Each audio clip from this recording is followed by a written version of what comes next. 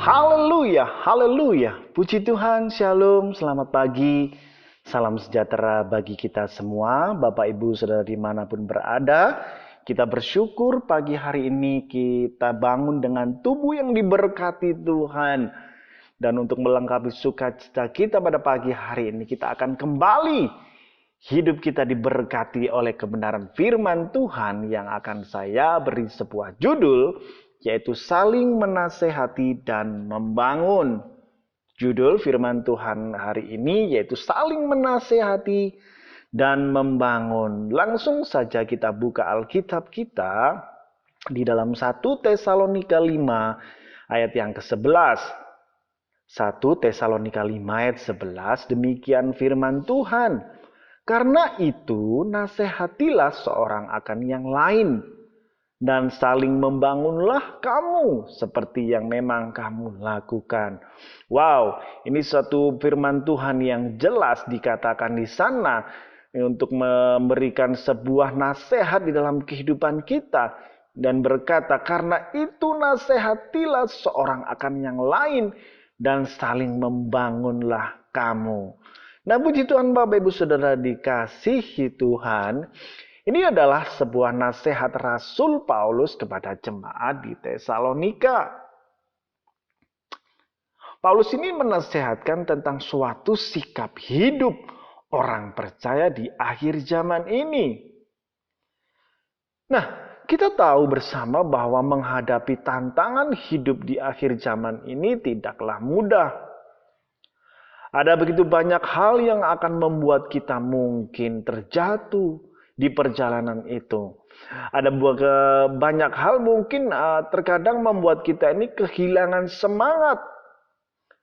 Dan tidak menutup kemungkinan ada begitu banyak tantangan-tantangan kehidupan.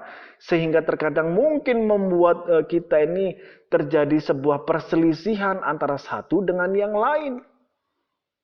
Sebab itu Paulus ini berkata, nasihatilah seorang yang akan yang lain. Paulus memberi nasihat supaya kehidupan jemaat Tuhan harus saling menasehati. Paulus mengerti tantangan kehidupan ini tidaklah mudah dijalani. Oleh sebab itu, sebagai suatu komunitas, sebagai suatu jemaat hendaklah kita ini saling menasehati, bukan saling menghakimi, bukan saling bersaing.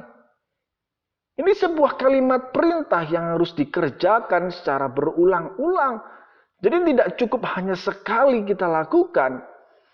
Ini akan kita lakukan terus-menerus di dalam kehidupan kita. Nah, Bapak Ibu Saudara dikasihi Tuhan, Paulus ini tahu benar bahwa makna persekutuan di dalam jemaat. Persekutuan bukan hanya berisi kumpulan orang-orang percaya. Persekutuan di dalam jemaat bukan hanya kumpulan orang pelayan-pelayan Tuhan, jemaat Tuhan dan sebagainya. Tapi di dalam persekutuan itu, atau di dalam komunitas itu, atau di dalam kumpulan itu harus ada sebuah kepedulian terhadap jemaat satu dengan jemaat yang lainnya. Wow, ini luar biasa Bapak Ibu Saudara dikasihi Tuhan. Harus ada sebuah kepedulian antara satu dengan yang lainnya. Yang di dalamnya ada nasihat. Mungkin sebuah petunjuk, itu mungkin sebuah peringatan, mungkin itu sebuah teguran. Yang lemah dikuatkan, yang kehilangan semangat dimotivasi. Semua itu bertujuan supaya iman kita tetap terbangun di akhir zaman ini. Dan memiliki hidup yang berdampak bagi sekitar kita. Memiliki hidup yang berdampak di tengah-tengah keluarga kita. Nah, Bapak Ibu Saudara dikasihi Tuhan, selain nasihat, kita perlu juga dikatakan saling membangunlah kamu. Antara jemaat satu dengan yang lain. Jadi bukan hanya saling menasehati, tapi harus juga saling membangun. Bukan saling bersaing dan saling menjatuhkan dan sebagainya. Membangun dalam bahasa asli ini mempunyai satu pengertian, yaitu membina, menguatkan. Nah, dalam kehidupan berjemaat, kita ini perlu saling membangun satu dengan yang lain dan menasehati.